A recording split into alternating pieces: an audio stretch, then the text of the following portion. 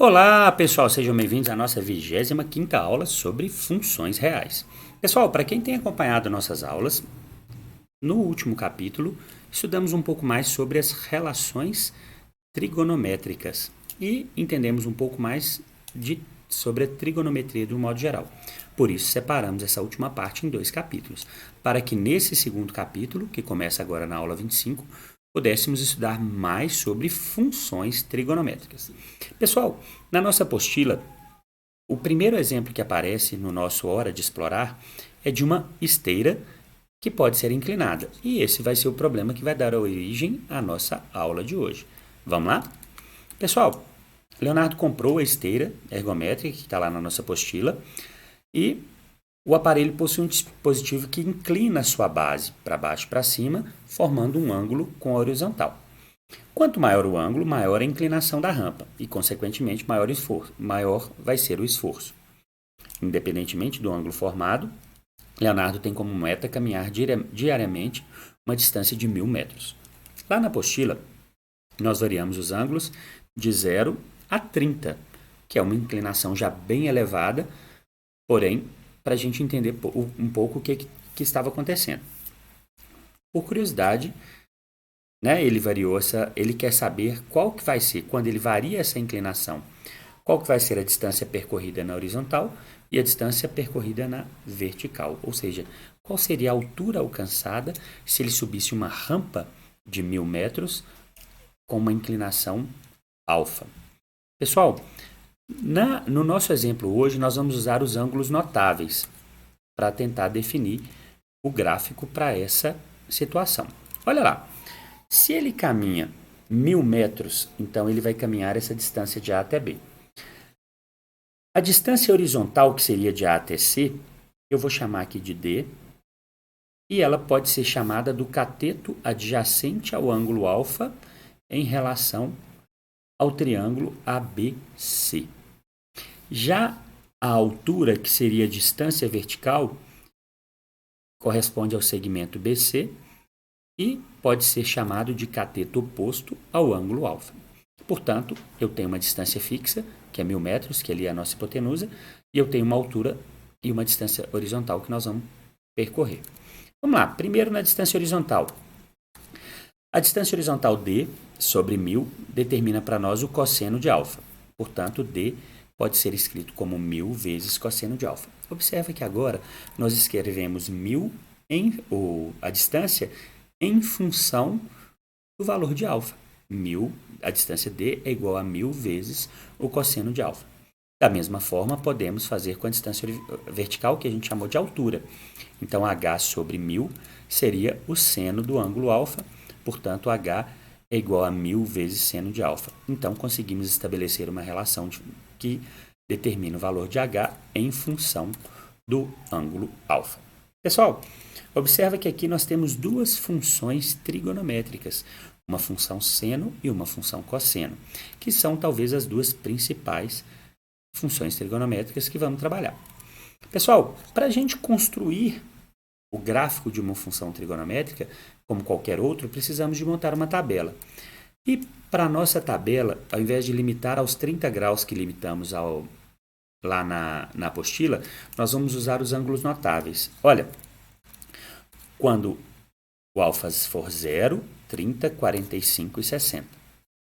Poderia ter usado 90 e eu vou mostrar para vocês no gráfico. Olha, quando o ângulo for igual a 0, a rampa não estará inclinada, portanto, a distância horizontal será a mesma dos 1.000 metros. Olha, se o cosseno de 0 é 1, então 1.000 vezes 1, caminharemos então 1.000 metros na horizontal.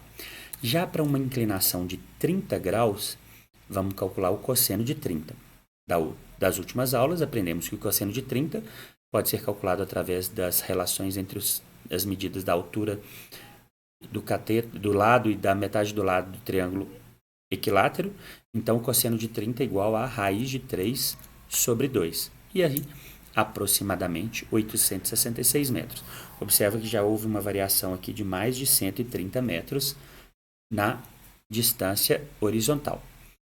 Agora, se colocássemos um ângulo igual a 45 graus, teríamos 1000 vezes raiz de 2 sobre 2, que é o cosseno de 45, obtido lá das relações dentro do quadrado. Raiz de 2 sobre 2 apresenta um valor aproximado de 0,707, multiplicado por 1000, 707 metros. Mais uma vez, olha, uma variação, olha, de quase 160 metros. E aí, o último ângulo que estabelecemos ali, que é o ângulo de 60 graus, nós temos o cosseno de 60, que é meio. Então, a distância percorrida, se fosse uma inclinação igual a 60 graus, que é extremamente alta, não conseguiríamos subir, mas conseguiríamos uma distância vertical, uma distância horizontal de apenas 500 metros. Ou seja, se subirmos uma rampa com uma inclinação igual a 60 graus, a variação a horizontal dessa medida seria apenas da metade dela, igual a 500 metros. Também podemos calcular a variação na distância vertical, que a gente chamou de altura. Imagina lá o ângulo de 0 grau, 30, 45 e 60. Porém, nós sabemos que o seno de zero, o seno determina a variação no eixo y. Quanto maior o seno, maior aquela altura h. Então, se ele é paralelo ao eixo x, nós não temos uma variação de altura. Portanto, o seno de zero é zero. Já o seno de 30, então com isso, como o seno de zero é zero, nós não teremos nenhum metro de altura. A altura será igual a zero. Já para o seno de 30 é igual a meio, e num ângulo de 30 graus, a gente já teria uma variação na altura igual a 500 metros, para vocês terem uma boa noção de que já no ângulo de 30 temos uma inclinação já bem elevada. Para o ângulo de 45 graus, 1000 vezes seno de 45, já vimos ali raiz de 2 sobre 2, que é o mesmo, seno e cosseno de 45 têm os mesmos valores, aproximadamente 707 metros, e para o ângulo de 60, raiz de 3 sobre 2, 1000 vezes raiz de 3 sobre 2, aproximadamente 866 metros. Lembrando, pessoal, do que a gente já aprendeu, que se dois ângulos são complementares, o seno de um equivale ao cosseno do outro. Pessoal, agora vamos analisar o gráfico dessas duas funções aqui no GeoGebra. Observa que no GeoGebra nós temos as duas curvas representadas aqui.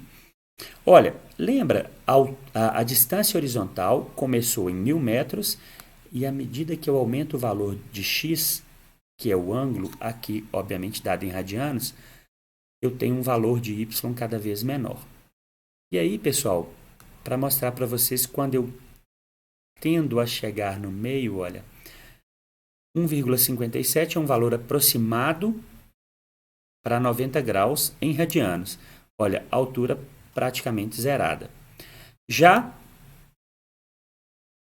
na vertical, quanto maior o ângulo, maior é a altura percorrida pela esteira, na esteira, Então, quando tivéssemos ali o ângulo de 1,57, praticamente os 1000 metros.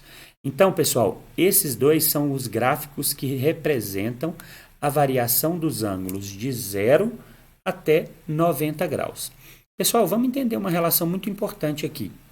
Nós estamos estabelecendo uma esteira. É claro que a inclinação mínima dela é 0, e não vai acontecer, mas se ela pudesse ter uma inclinação máxima, seria 90. Ela não vai inclinar para o lado contrário.